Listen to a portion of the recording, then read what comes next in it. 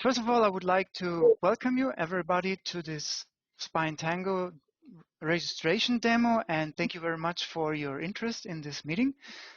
I would also like to welcome the EUROSPINE XCOM members and Spine Tango Task Force members who attend this meeting.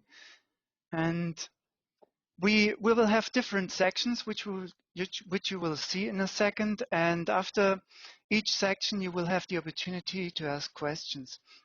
But if you have any quick questions in between because you don't understand anything, for example, then please interrupt us and we clarify that on the fly. Right. Our team tonight is August Wabi from Northgate. She's a senior business consultant. She works very closely with Emin and me in different projects on the Spine Tango Registry. And she's also very experienced with different other registries because Northgate hosts not only the Spine Tango Registry, but also the National Joint Registry and the Indian Joint Registry. And right. And then we are very happy that Auge is here with us because she will do the presentation, the live presentation of the registry. Amin Agaev is also here. He's the registry expert because he has a profound expertise with many types of registries and especially with the Spine Tango Registry.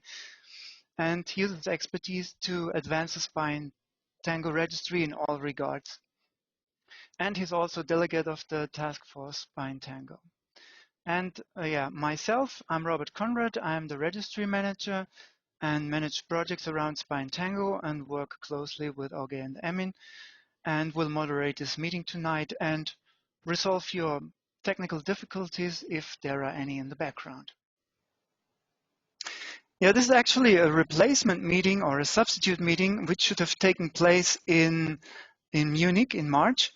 But due to the pandemic, we had to postpone it, and we expanded it this time. So this is not only for USAP members, but it's also for clinicians, for users, and for everyone else who's interested in the Spine Tango Registry. As you can see from this slide, where you can see the agenda and the goals, we would like to take the opportunity to inform everybody about upcoming futures of the registry, but also present you the reasons of how you can benefit from joining the registry. The second point will be the demonstration of the registry, where you can see the newest features of the registry. And we will mention briefly the benchmarking report, but that will be presented in a different part. So there are two opportunities for you to ask questions to the demonstration and to the benchmarking reports. And last but not least, we will present the collaboration opportunities of how the registry can be joined, because it's different for individuals and for national spine societies. And with that said, I would hand over to Emin. Thank you, Robert. I hope you hear me, everybody. Good evening. And my part, as Robert said, would be to give you some information about the news of the Spine Tango. I realized that we have a different type of participants today. The ones who have already information about Spine Tango because they use it, the ones who were the users in the past, and the ones who probably are absolutely new to Spine Tango. Therefore, maybe first some background information that Spine Tango was basically born more or less in the beginning of 2000. It was 2002 where there was an offline questionnaire. 2004, then the first online questionnaire was created and used. And now, after so many years behind, we can probably show you already some, some results of which are resume through it.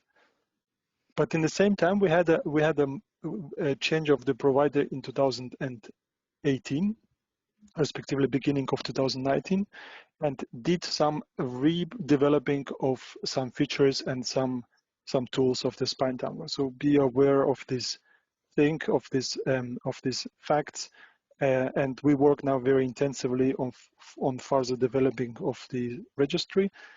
And our new host, the Northgate in UK, is providing us basically with the resources of the development team, which are basically continuous working on the Spine Tango.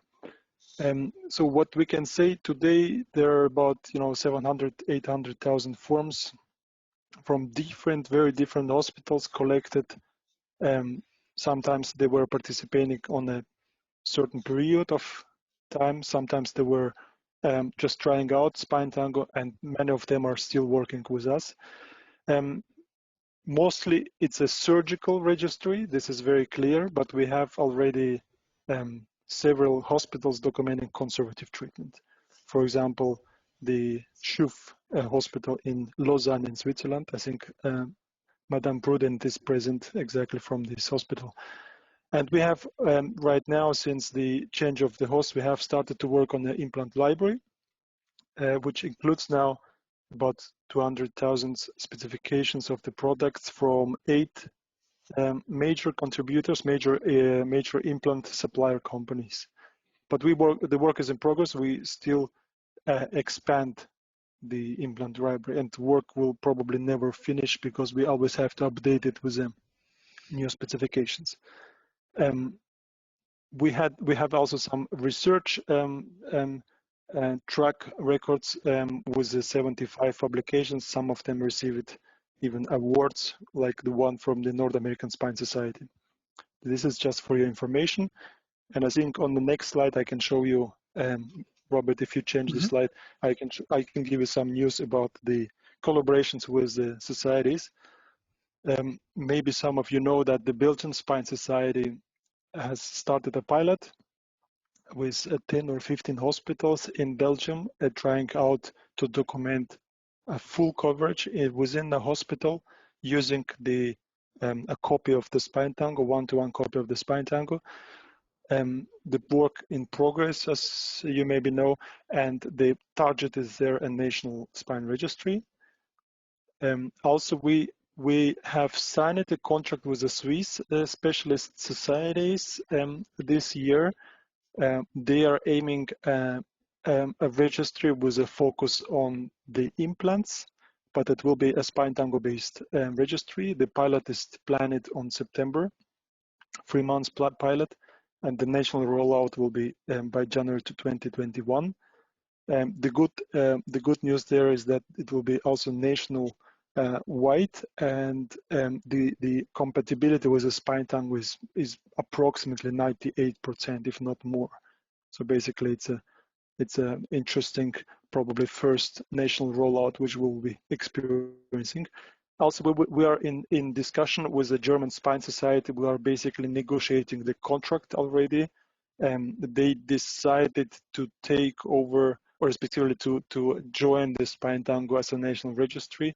Maybe you know that they have a one-to-one copy of it, and they will be now changing the provider basically and coming back to the EUROSPINE.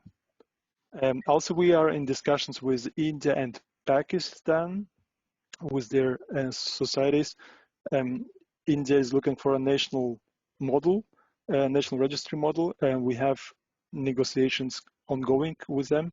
And the Society of Surgeons from Pakistan have already started a pilot with 5 hospitals, which joined this year the registry, and trying out this approach.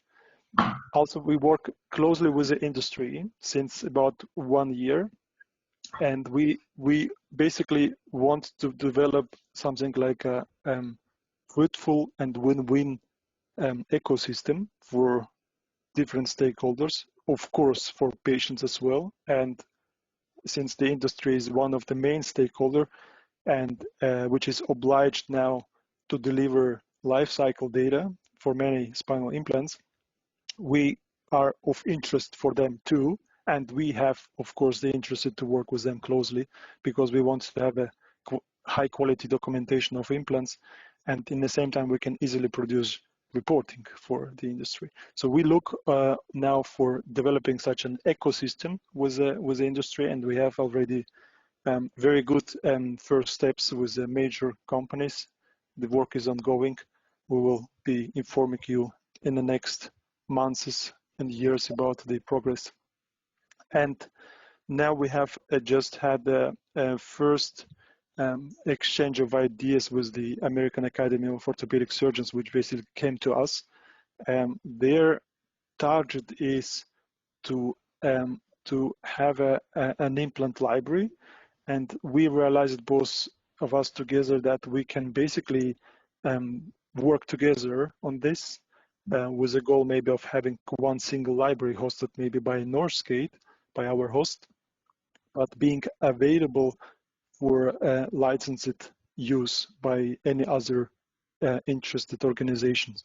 And we are working on a contract agreement with them too for the moment. This model of a joint implant library will be basically bearing on the same approach in hip and knee surgery, where the so-called ICER, International Association for Arthroplasty, I think International Society for Arthroplasty, is basically hosting a common language library, and this is not, which is then accessed by different stakeholders. So this is basically some current news and progress since the registry host change. And now I think I would like to pass over to Oge to give you short insight into the how the data documentation process is taking place, and then maybe we can come back to some benefits and also to show you sample report. Okay, thank you very much. I mean, maybe if there are, I would like to give the audience the opportunity to ask a question if there is any before we hand over to Auge. So are there any questions yet? Okay, if not, then I hand over to Auge.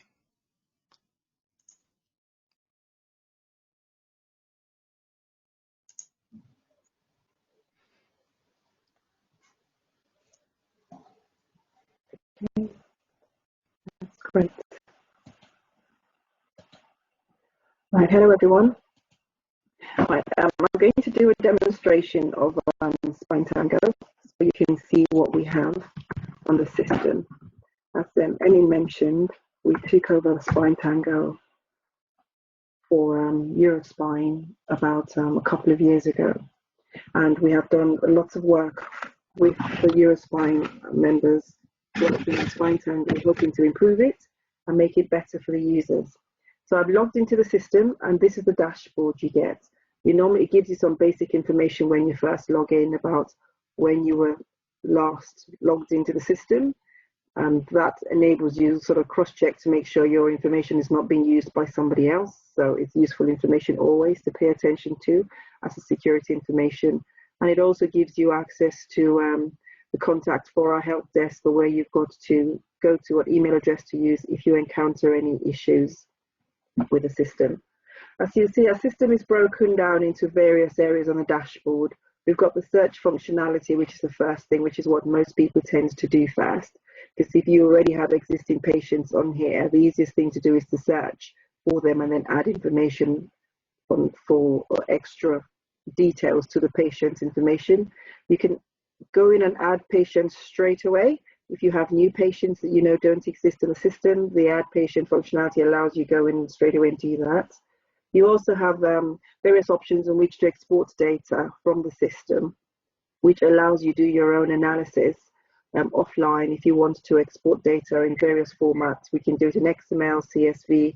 There are a few formats that are available that allow you export the data for those who would like to dabble outside. And we also have what we call a simple export functionality, which I will show you as well, that allows you export data based on specific criteria, and you get the information straight away.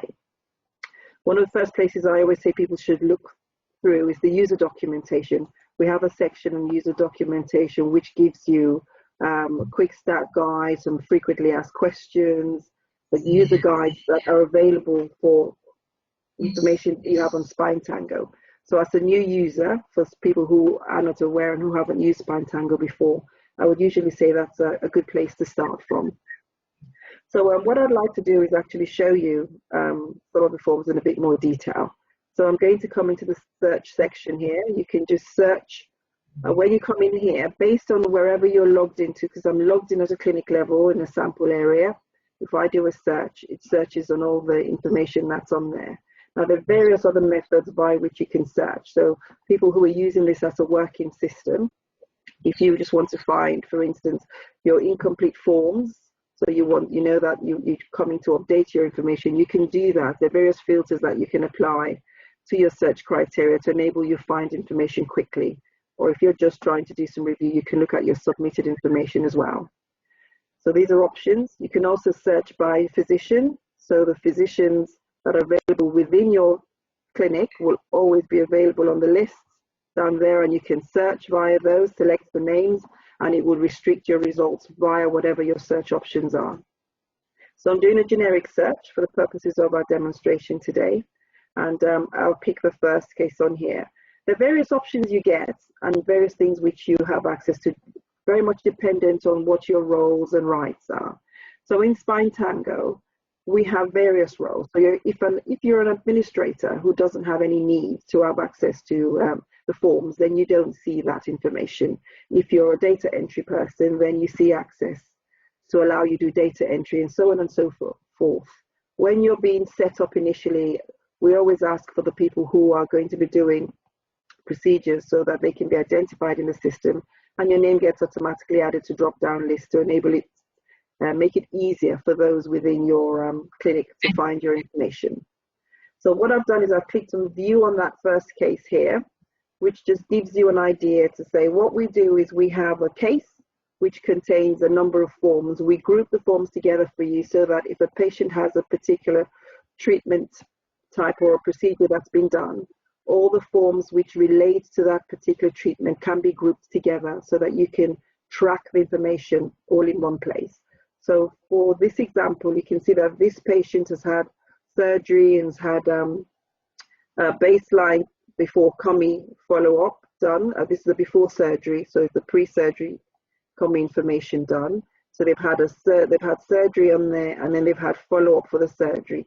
Just as an example, if you were going to do a procedure that doesn't belong in this treatment type, you will click on add a new case.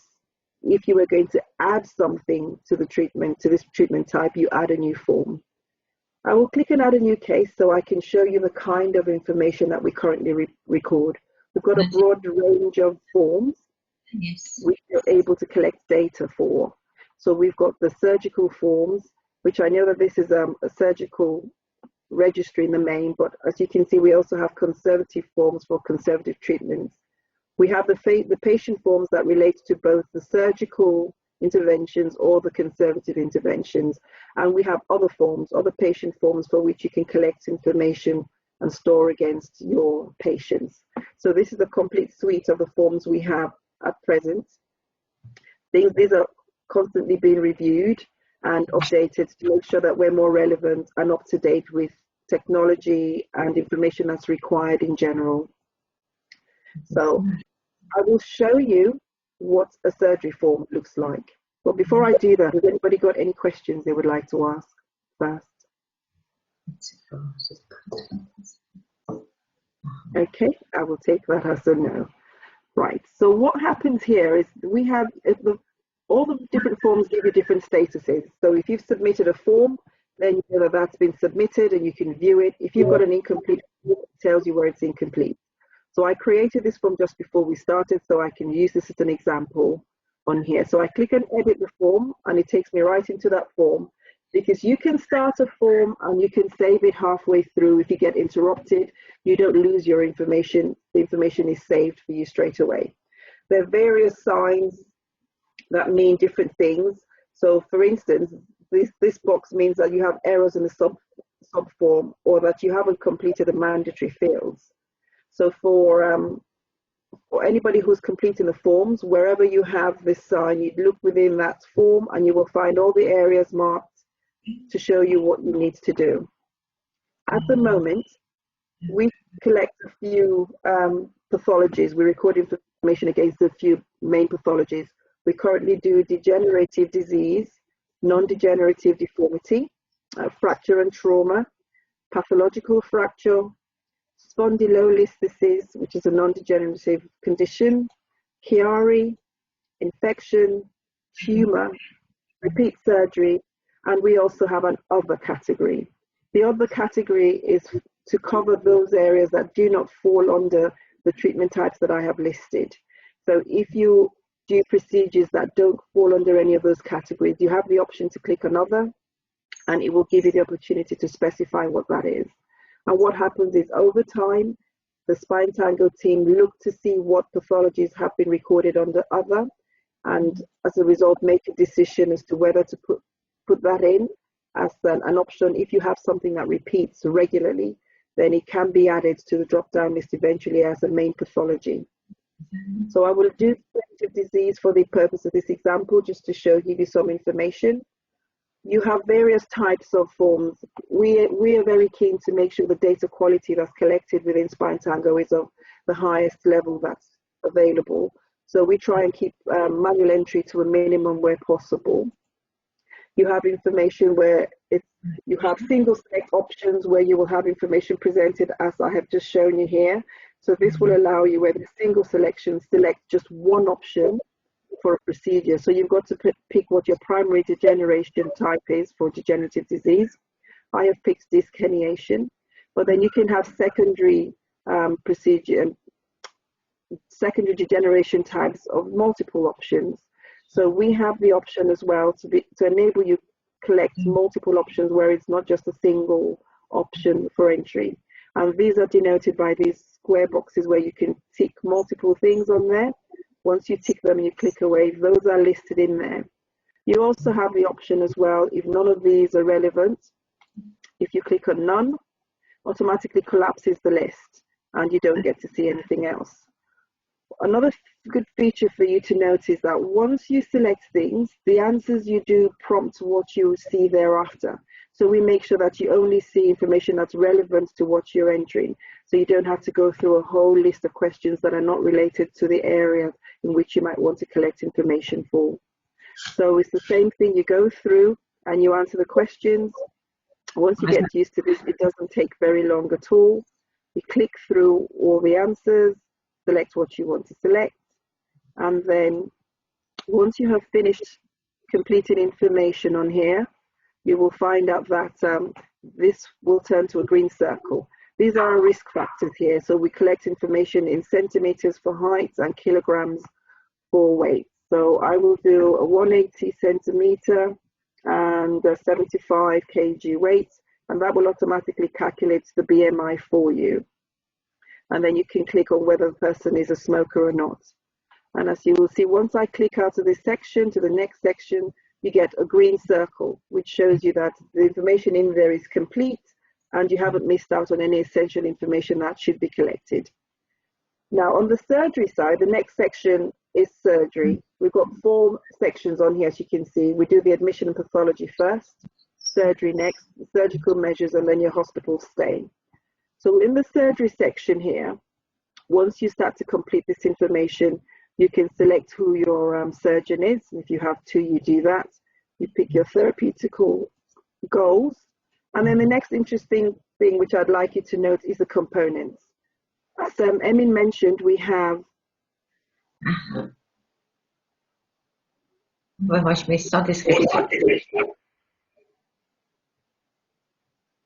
Okay.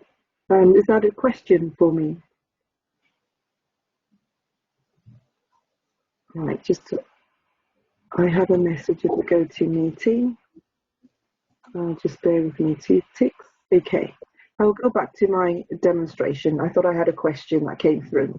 So under components, you're able to either, if you don't have any components for that particular procedure that you've done, you do that. But we have a section that shows you with description. And automatically you will see a component section has been added to your list. And in here, you go into the component section. This has vastly changed from the way it used to be before. We've got a more succinct version of the components database that allows you or ensures that the information you're collecting is more accurate and will help you do better analysis in the future. So on here, you will select the list on here is based on the the manufacturers who are available in the components database. If you have a manufacturer that's not on the list, you can easily request a component, or if you choose a manufacturer and you do a search on the components that they have, and that component, you can't find the component that you want. Mind you, you can see that there are about 34,021 components here. So it's always a good idea to try and now limit the number as much as possible, if you can. So say, for instance, you put whatever additional information you have to make it a smaller range, and you do a search, you will find out that that's now changed because I've put in the description should be MBCP, and it's only given me descriptions for Striker where there's MBCP within the description range. So you can pick that information, or if it's not there, you click on Request Components, and you're able to fill this in. Once this is submitted, this goes to the components management team, who will then ensure that they get in touch with the manufacturer and update the information. So this is a living process where, as new devices come on the market, they will be added by the manufacturers. So we will keep this up to date. But where there's information that's missing, please always use the request components, and you will be able to get the information added to the system. So once you find what you're looking for, you click whatever components you want to do, you select them. And once they're selected, you need to add the lot number to those records, and that's completed. So that has now been added to this particular record for that patient. So if I click away from that, you will see components has got a green circle, and that's completed. So it's the same thing you do. You just go through and you complete these completion.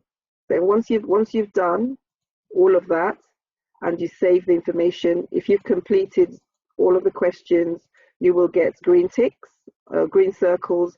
If you have information that's not been completed, you will have a red square that's shown on there. So I click on surgical measures. You can see these three are there. If for any reason you need to go away, you can just save that information. And once you save the information, you're always able to come back to it. So if we go back to our case where we were, you're still able to see these are the cases. This is still incomplete, but we have put some more information in here. The new information I've put down is shown in your summary section. So that just gives you a flavor of what we do with completing the forms. I would like to show you a bit more about the various other functionalities or things that you can do. So within a form, say there are lots of options that you can do. You can add images onto there. So some people have x-rays which they might want to add to a form. You can do that from either within the form or from within the case summary page. As you can see on here, you can either go into the form here, and you see the option there where there's a paperclip. It means it's the opportunity for you to upload images. So there are different functionalities that are very available that are very useful on here. You can print information out if you wanted to complete stuff later, and that allows you add different things to your form. You're also able to track your form when you're doing your exports with the form numbers. If you want to export specific forms, those numbers are very specific to each form that you have. So there are various ways of getting additional information about your patient and extracting information for your use. So we also have a functionality called web services, which is another means via which you can input data into Spine Tango. You're able to collect your data and via an API, upload the information, and that will come into Spine Tango, and you can store your data in here. So not everybody has got access all the time to do this. So you may have administrative people who collect the data via a different method.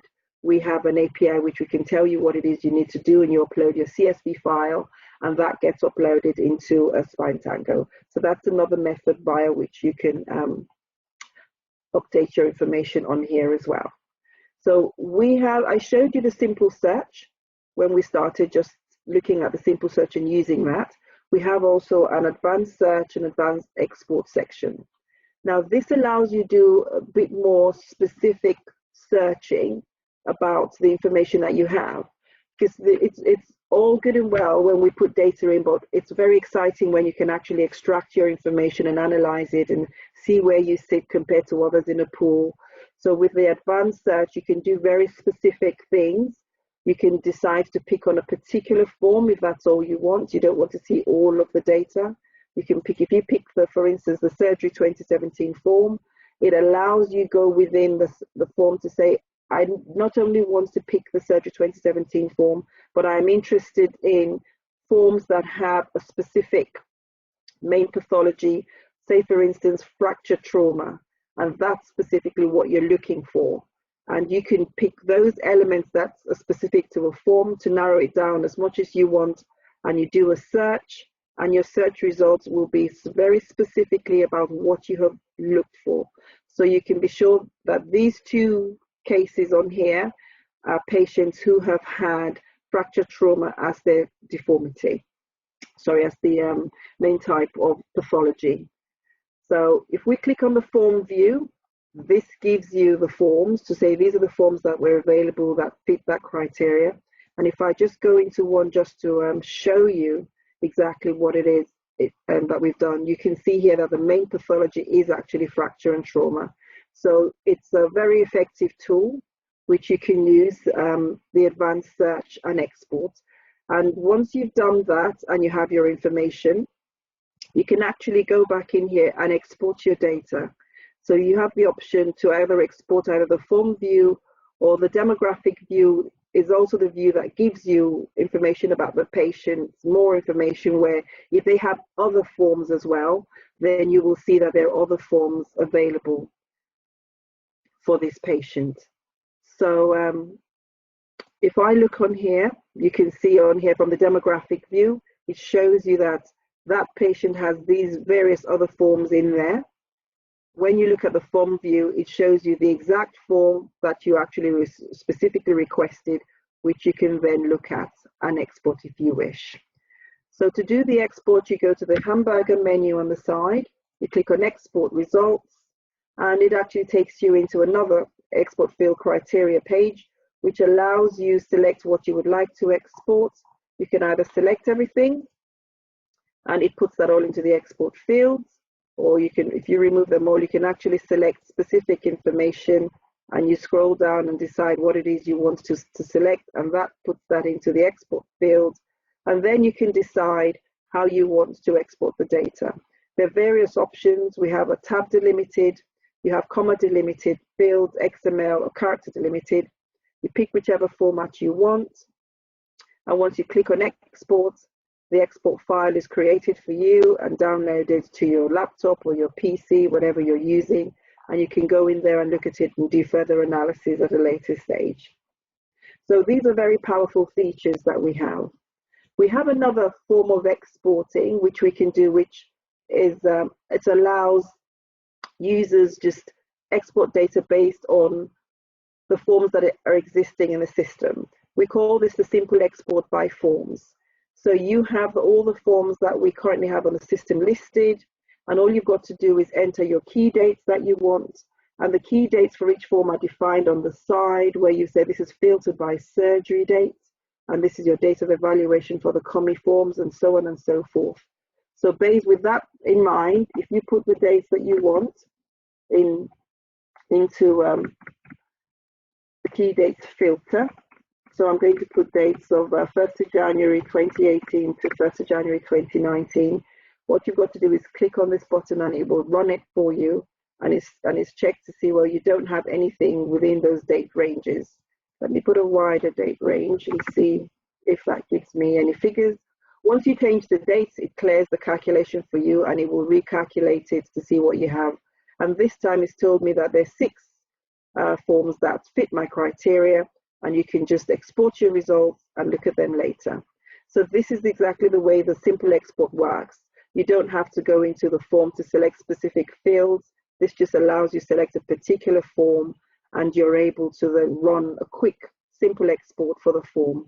If you want to use the same dates in your range criteria, you can do that for all the forms that you're interested in, and each form that you click, you will find out if there is any information available, and if there is no information, you get a 0. As soon as you change the dates on there, you will find out that your criteria, and you try to click on something else, the criteria is easily zeroed out and the new result is calculated. So this is how a simple export works, and people find this quite useful, a useful way of doing quick download of information on specific forms so they can look at the output on the information that they have. Now, one of the things that we've been working recently on, and in quite a bit more detail, are the various reports, of which we will do show you the reports in a bit more detail. But we have various benchmarking reports. We have reports for the users. We might have consultant-based reports or hospital reports, which are the ones we were working on recently, to make sure that you're actually able to see the information for your hospital and do a bit, and that does a bit of the analysis for you without you having to do the analysis yourself, and that is provided in a PDF format for you to have a look at. So we have other additions that are coming to Spine Tango. We're going to have a section for our online statistics, so which will enable you create your own reports in a more of an ad hoc basis, where you can go into a section with reports and you can pick your different filters and criteria, and it will run it for you and create your charts and graphs so that you can use that as you please. We're also looking at new developments such as EPROMs, which will allow you get your patient's information or send your patient's information to retrieve the patient questionnaires either via email addresses or mobile phone numbers, but a way to ensure that the patients get involved and can be asked these questions, and information is automatically updated in Spine Tango. We've got barcode scanning and lots of other things, so lots of exciting times for us as we're constantly working to make sure that the system is suitable for you and gives a lot of value back to the effort that you put into collecting that data. Questions?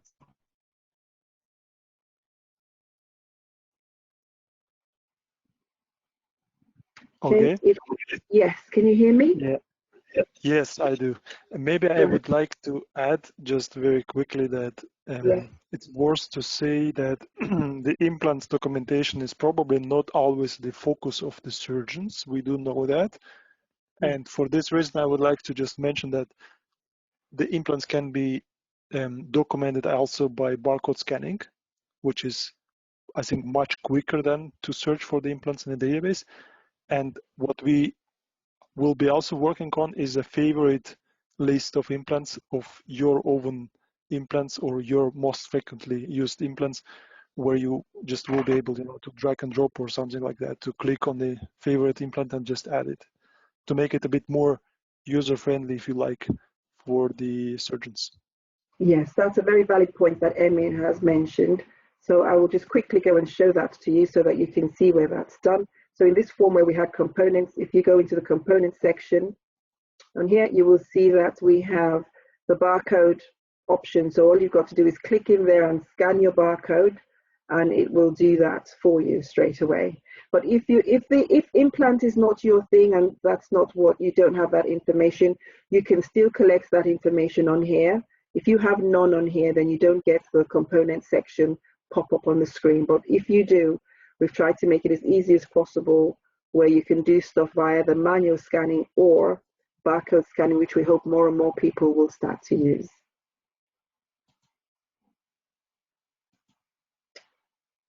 Okay. Okay. Yes. What happens if you use the without description? If you use without description, then you don't get the option to add the data to it. It just says that at that point in time, in some ways, you don't have the description for that particular record at that point in time. So you can always come back and edit it, but it doesn't give you the same option here. So if you go in here where it says without descriptions, that just means that you don't have the descriptions, but at least it's been noted that there were components that were used for that particular surgery, but it's not been documented because we don't have the descriptions. But it will give you the opportunity to come back at a later date, even if you've said none, to then add that. So when you have the information with description enables the components field, without description or none disables it, and you don't see the component section pop up at all. Is it imaginable that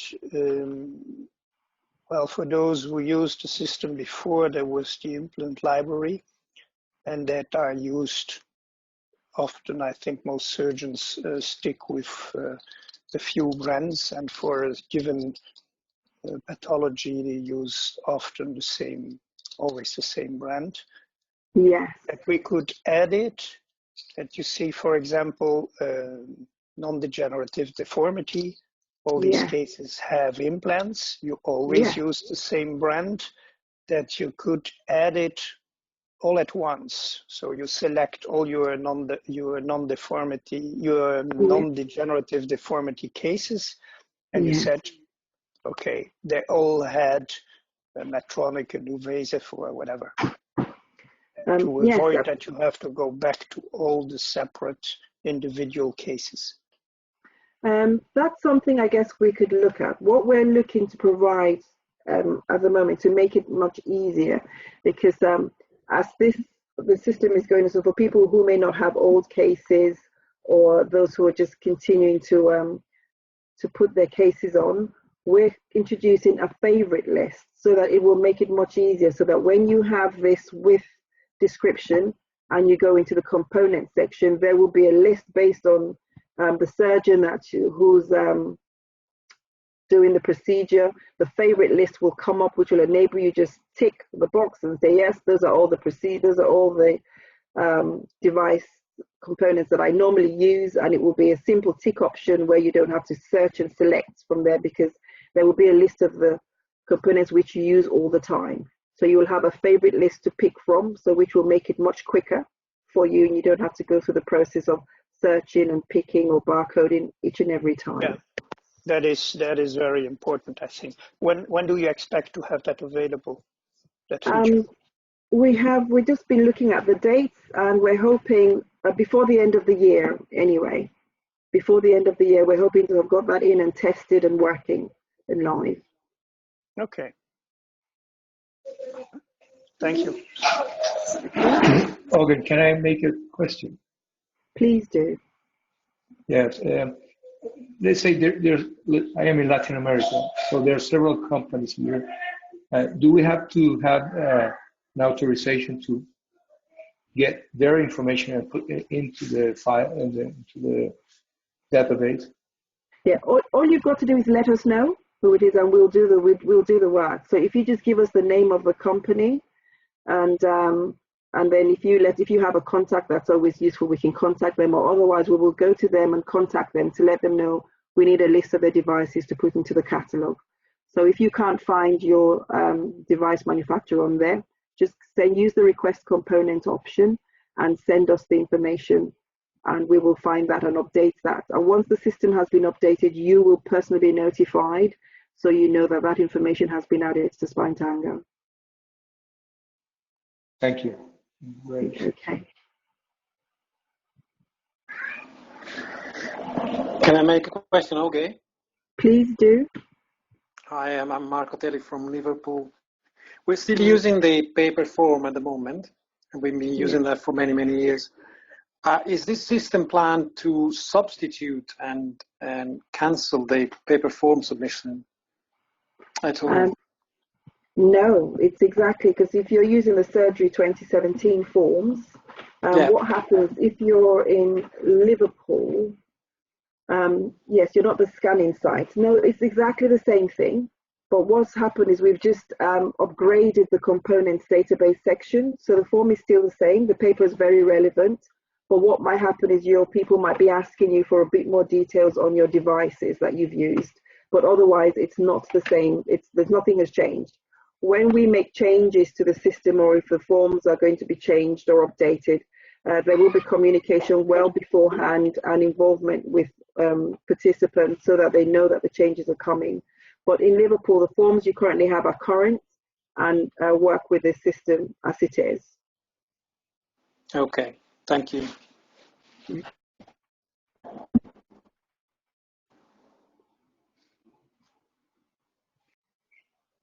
Okay, any other questions?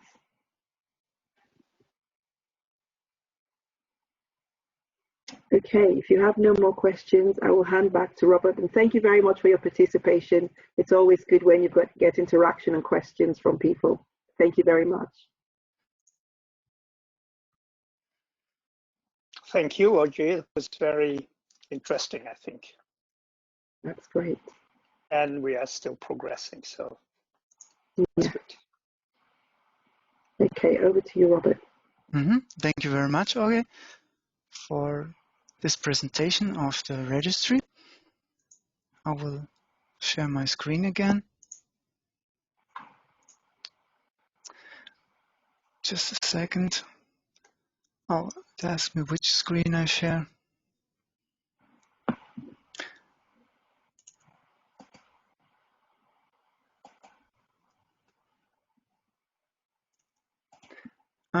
We're now getting to the sample hospital report. That's the report which you've been sent by us in advance. It was also part of some of the invitations which we sent out. And therefore, Emma will go through it very quickly so that you get a general overview. Okay. So maybe I can already start telling the story. That's good. So the idea of reporting the data and benchmarking the data is not new, absolutely not new. But with a new host, we did this action again and basically started from the zero and tried to redefine the things we want to include in the reports. And what Robert will be now showing is more or less the first series of those reports, which are now focused on a degenerative disease for the moment. But we will be having the rest of pathologies in the next weeks or months. So the idea of this report, Robert, are you able to open it? Yes, or should I? Yes, if you could try it, it would be good, because on my side I have difficulties. I make it to No problem. No problem. Even better. Do you see my picture? Yes. Yes. So the idea of the reports is very simple. The data of the users shall be presented versus the data of the rest of the pool. And maybe in the future we will be having an additional benchmark of national data. For example, my hospital in Switzerland versus my national data versus the rest of the data pool. So it's basically the first page saying for whom it is produced, a sample hospital X, Y, Z, the data period which is considered, and the content, disclaimer information, and then it starts with activity overview. It's basically showing the data submitted by year, and it's there is a differentiation of the prompts, of the surgery in gray, of the patient COMI forms, whatever was submitted. And you have also this in a table form showing you the numbers. And subsequently, you can also see the numbers by the consultant. So basically, a hospital report may present the activity by single surgeons or single physicians if you have conservative forms. Later on, you see the comparison of yourself, which is the red lines or bars, with a data pool regarding the level of treatment.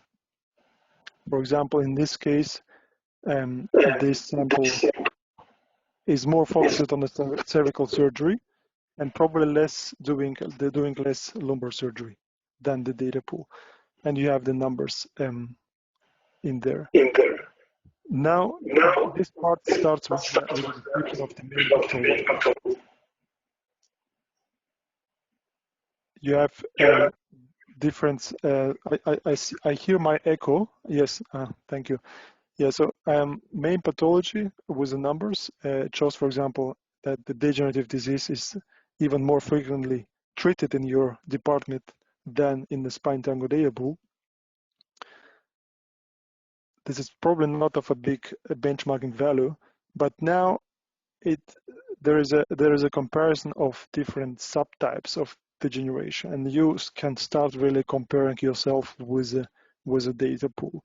For example, this graph is showing that the disc herniation is probably your focus in your hospital, doing about 2/3 of your patient with a disc herniation.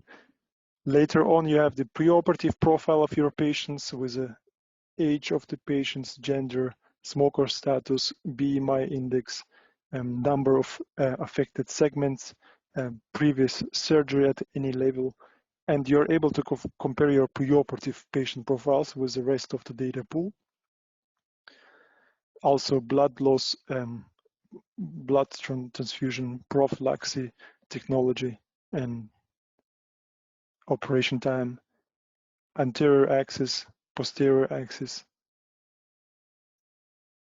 up to surgical measures. This is then probably the most interesting part, where you see how similar patients are treated in your department and in the rest of the data pool, respectively in all other hospitals, with all measures listed in here in numbers and in percentages. Here are, for example, rigid stabilizations, types of motion preservation, and etc. And later on, it's followed by the numbers and images from the PROMs, from the COMI form, Core Outcome Measures Index, which is the self-reported patient instrument.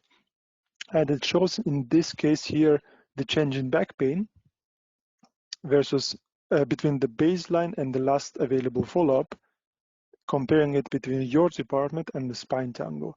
In this case, you can observe that the patients in gray in Spine Tango are starting with a lower baseline pain value and ending up also with a lower pain value. And the curve is basically quite parallel to your hospital, but the baseline and the post-op levels are a bit lower. I think it's about 1 point different. You can try to interpret it if you can, because it's not always easy. It's not always easy. Also change in a composite score of COMI and changes in the specific domains. For example, well-being, quality of life, pain, function, disability, and the composite score. And this is the COMI analysis of the cervical forms. So this is more or less the PROMs, and then at the end we have also the complications. So intraoperative adverse event, postoperative surgical complications before discharge,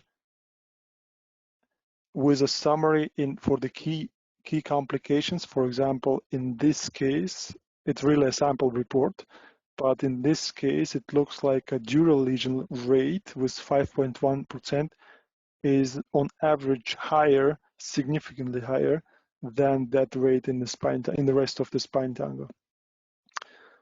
So expected would be 418 cases, and effectively documented were 568 cases, which is significantly different. And this funnel plot is basically identifying this sample, this hospital with this specific sign in here. So you have on the y-axis the observed expected events, and on the x-axis you have the expected events. So basically this graph would show you whether you are significantly over the average or significantly beyond, below the average. So the blue lines are probably those who we have to question or contact once we want to check the data quality, because, for example, that case, for example, looks a little bit weird with a 0 dural lesions, while 50 would be expected, something like that. So we have similar things also for central stenosis. So it was for a disc herniation above and central stenosis here. And the goal is basically to extend now this report by adding additional pathologies, additional types of complications, and this is probably something of a value for the users. But to be able to improve those reporting, we of course need the feedback and interactions with the users, which we are really welcoming. So if you see the possibility to make these reports better, just come back to us. And maybe the last point on this reporting is, because we are also in discussion with the industry how we may report their data, we basically use this momentum and this information and create in the same time a sample implant reports for the industry. They're more or less very similar to what you have seen here. There is not a benchmark for the implants for the moment because it's difficult to develop a comparator for all the implants, but I think it's a more or less a midterm target. So we are working on this. But for the moment, the implant reports are just a descriptive. And again, we are keep developing it together with the industry. I think that was from my part. If there are any questions, let me know.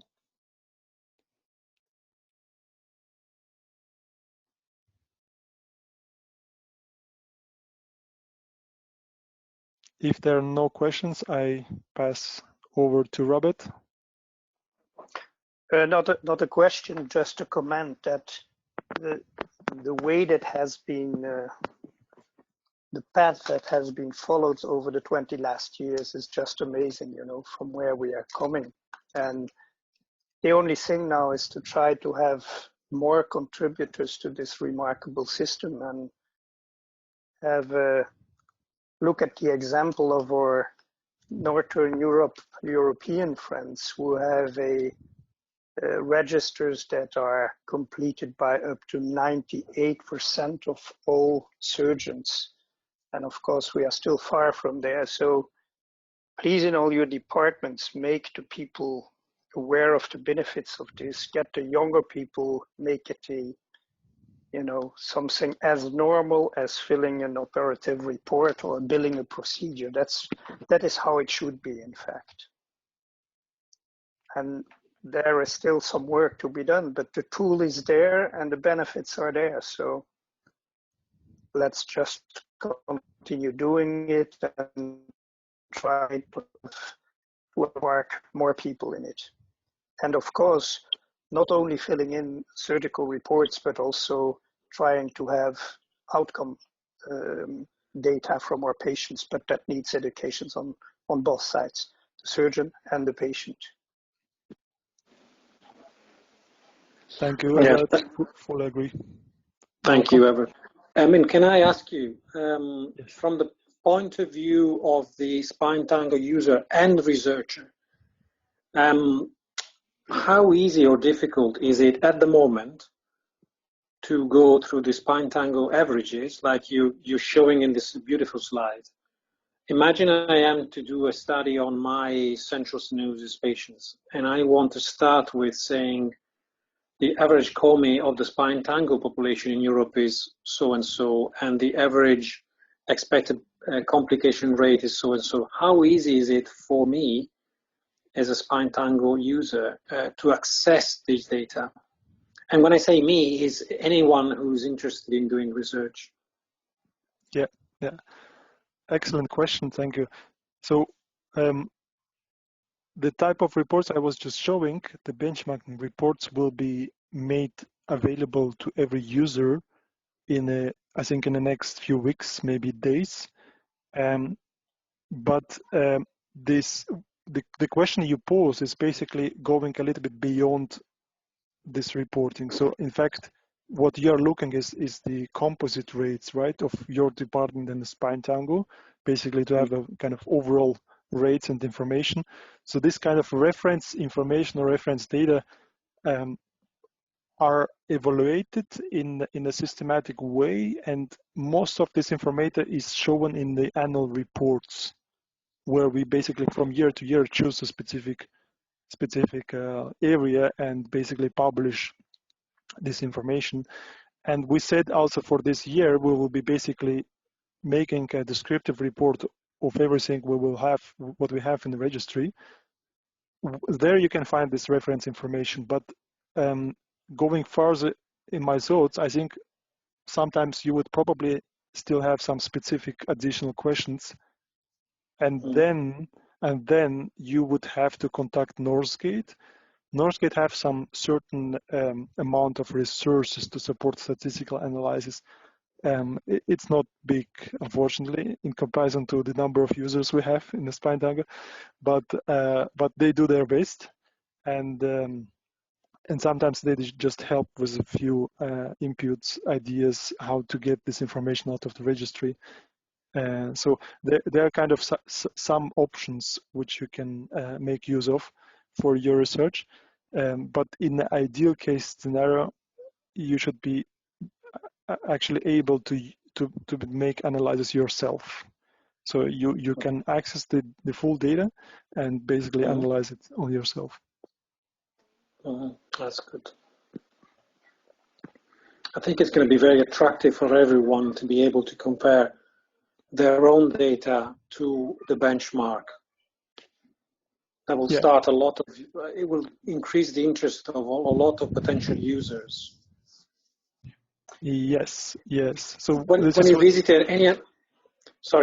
when you go and visit an American department, you know, the big producers of data, of papers, what they have is an immediate easiness to access their own data. Basically, all the head of department needs to do is to have an idea, and then there's a lot of people that immediately can access their own data and make it like a very initial draft of the research idea. And Spine Tango should really, we should work at having the easiness of accessing the data, and therefore it will be more and more attractive to more people. I believe that's my gut feeling, at least. Yeah, I fully agree, and I can just add that we do realize that since many years that the feedback to the users is really the most important aspect of the registry, if you like, to make it a living, interactive, and further developing story, sustainable story. And as Åge already mentioned, we will be working on online stats. We have all the requirements we were wanting to collect, and the work in progress right now to develop it. The benchmark reports and the annual reports and implant reports, and there may be some further ideas to work on in the future. Thank you. That's brilliant. Thank you very much. I mean, I have a question. The registry is quite complex, quite detailed. If I, let's say, compare it to the hip or knee registry, it is much wider, and the amount of data that has to be put in is quite extensive. Is it potentially advisable to employ some research nurse to input the data into Spine Tango for the department? Very good question too, because I think the limitation of the registry is that it's kind of more or less additional work coming to the surgeon, more or less. So in this regard, it's probably worth to think about this question in the beginning before you join the Spine Tango, because there are basically two different ways. The one is every single surgeon and physician basically doing the work itself, himself, herself, documenting the case. And we have heard from different people that the time you need for a form, it's about 3 to 6 minutes. It depends how quick you are. But if you would like to document the components, if you are probably still in the learning curve, you would need 5 to 10 minutes, something like that. And the other way, which is done by large department, is to have their quality assurance people who are basically, for example, getting the paper form from the surgeons and transferring the data online. I don't think I would recommend it to everybody to do this way, because to some extent this work is done twice, because the surgeon is doing a paper form, passing it over to a lady, which is then sitting hours and hours and trying to, type in this information. To some extent, I think it's easy to document also online. Okay, thank you. And I mean, sorry, this documentation online is already live? Is it already a function thing, or is it to come in the future? No, it's live. It's live as Ogi were basically showing it from the live system. So it's absolutely live and living, already since some time. So basically, you can always do this documentation online. The best way would be probably to test it for 5 to 10 cases, because I believe you get quite a good experience already after 5 cases. And again, sorry, if you have, yeah. Good, no, go ahead, sorry. Just very quickly to come to the question to Zdenek back, if you have the resources from assistants, then you can of course use it. That's reasonable. But again, in some time it's maybe even better for the data quality to do the work yourself. Yeah, I agree, because as you know, in Liverpool we still do the paper thing, and it does take. We do it. I mean, the surgeon does it. And it takes about 3 to 4 minutes, but then it's another work and expense for the quality assurance people, and there's an office doing that. And then you have to go back to them to retrieve your data. So it's really a double job. So I think the way forward is really doing it online. I'll try to do it and publicize to my colleagues who criticize the registry. I'll try to do it myself. Yes. Maybe. Can I just add to something that you just said? If you have a team of people who might help you to input the data, it doesn't mean you don't need to wait on them to access the data. You can have your own login, and when you log in, you can see the data that they've done. So you can cut out that process of having to go to them. They help you put the data on, but you can easily access the data yourself without having to ask them. It's just something to think about. Yeah, I've done that, Oge, and thank you for the comment. The problem is that the data is then anonymized, and that you have to go to them anyway to kind of match the patients that you want to then look into the notes with the numbers that I give. I don't know whether this is particular to the UK or not, but that's what happens. So it's quite complex. It's quite complex. Do you want to send me an email? We can have a conversation offline, because I think I might be able to have a way forward for you where you don't have to go through the loops you're going through. I don't see why you have to. Yes. Okay. I may have some suggestions that will make it easier for you. Oh, brilliant. Okay, thank you. Okay. Maybe one last comment, because I think we shouldn't wear the rosa,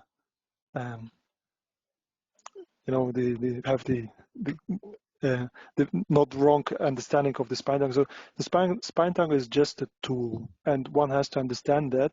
And many challenges are coming not from the IT or access or additional 2 questions to answer. Many challenges are in the hospital to organize the processes, and the better the process is organized, the better the culture is, the less problem you have. But one has to be aware of this step, that it's a change of the culture to document your own cases and do it in the proper way. And yes, you can ask any old user of the spine tango, and he will tell you that it wasn't easy from the day one, but sometimes it's already integrated process, and then from this time point it's not a big problem anymore. Are there any other questions? If not, I'm passing back to Robert. Okay, thank you very much. Could you please unshare your screen, Emin? Then, or you could share the benefit. I think I just did it. Okay, right.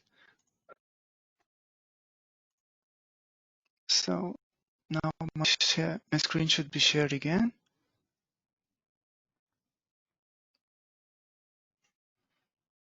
Okay, here we go.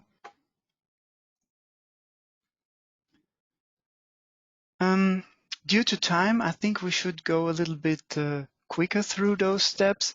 What are the benefits now of the Spine Tango Registry? Well, it depends a little bit on who you are, if you're an individual or if you're a Spine Tango, a Spine Society. But for all you can say, quality assurance is one thing which you can achieve, which was demonstrated, I think, by Auge and by Emin with the data entry and also with a report. You can use those results for research, of course. If you contribute to Spine Tango Registry or participate in it, you contribute also to spread a common language amongst the users. So we have various dictionaries on our webpage which explain how the different terms are to be interpreted, the different terms you use in spine surgery. For national societies, it's good, as Emin will show in the next slide with the models of corporations. If you want to set up an own registry, you can develop your own national best practice standards. And of course, as a surgeon or a department, you can use the Spine Tango Registry as a personal database to record your operations, follow-up forms, and so on.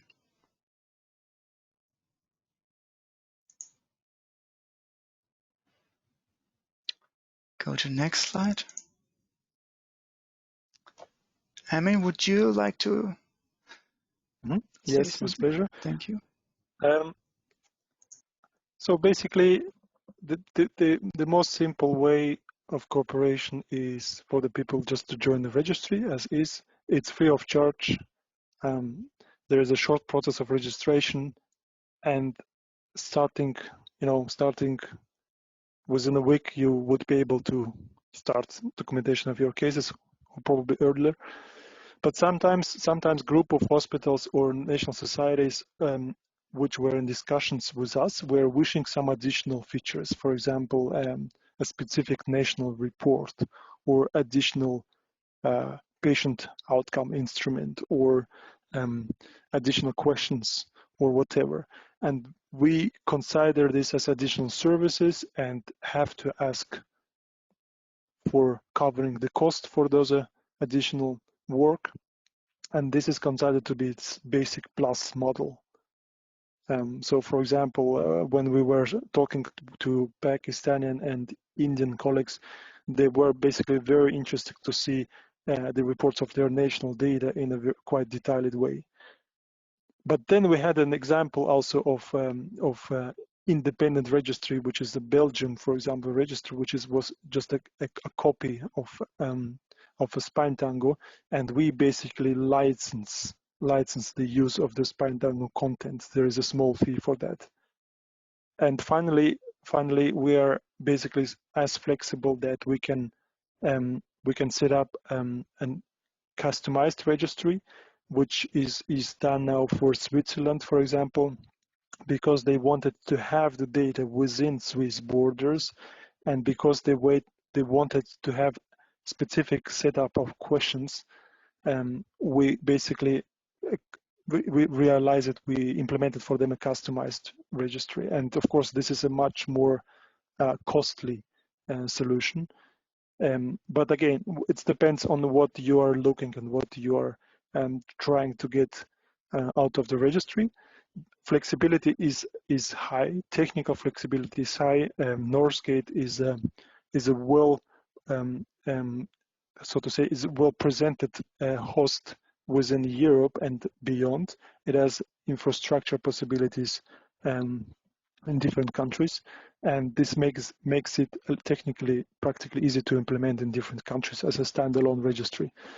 But if you ask us what is the best model, I think the best model is basically the basic one, where you don't have to pay and get the most of the features, respectively all the features, for free, and contribute to the same and big data pool of Europe.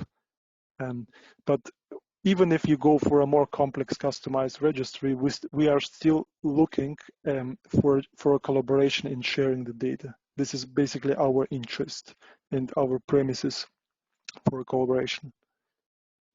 Now, I know that some of you may be showing or having some interest in Spine Tango if you're a new user or want to be a user of the Spine Tango.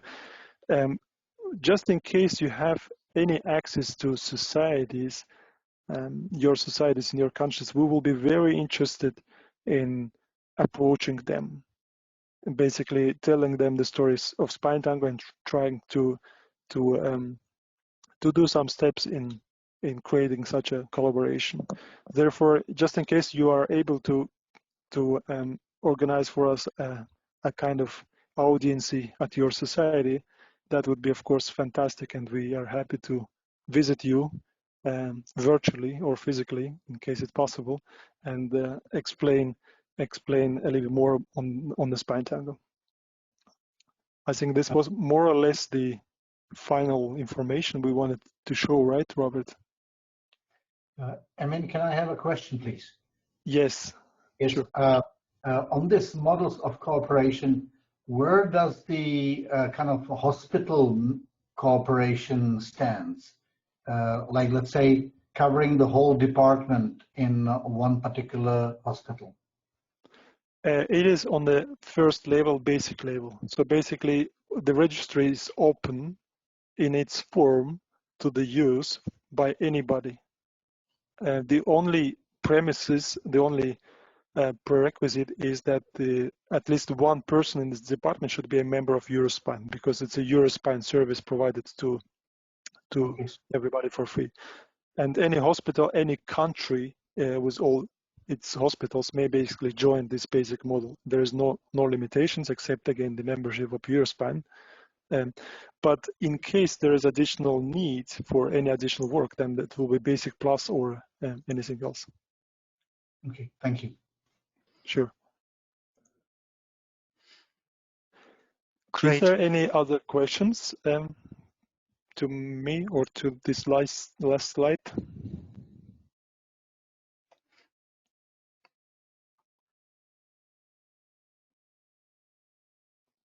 No, I take that as a no. In any case, if you have any questions afterwards, you can also write us an email or contact us by phone. You find the information on our webpage, and I can also share these slides afterwards with you if that's of interest. Yes, some final comments from my side.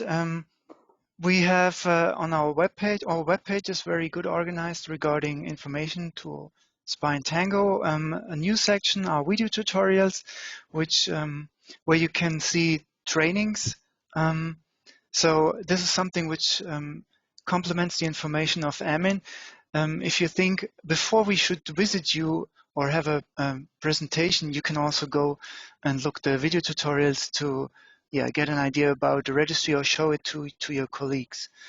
And the next point here, joining as an individual, is just an excerpt of how it looks on the web page, and it's just 3 simple steps, as Emin mentioned, to join the registry. This is our contact details. I think I sent it around, so you have it.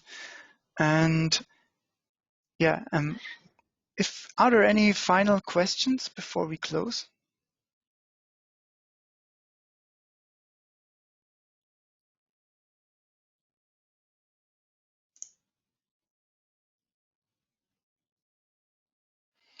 Okay, if not, then I thank everybody for your attendance, and also Auge and Emin for their presentations.